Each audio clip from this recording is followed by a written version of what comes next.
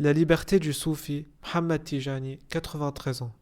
La confrérie soufie Tijaniye réunissait des personnes aux origines très diverses. C'était sa richesse. L'un de ses membres, Haj Hussein, était un agriculteur de Jéricho et un grand ami de la famille.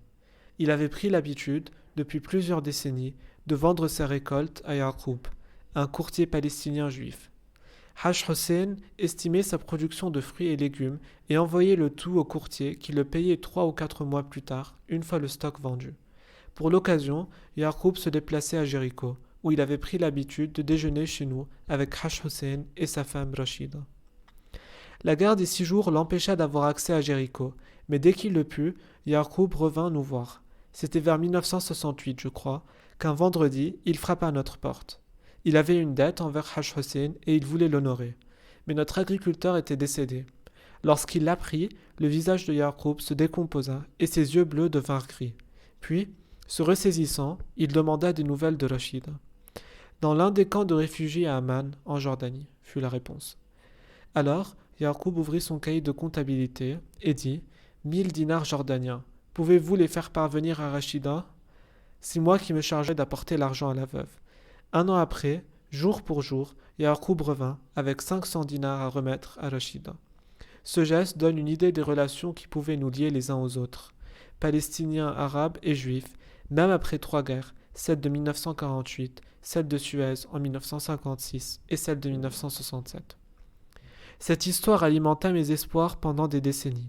J'entends encore mon père me dire et répéter « Tôt ou tard, la justice vaincra. Souviens-toi de l'histoire de Rachida. » Et j'y ai cru, malgré la triste réalité qui s'imposait chaque fois davantage.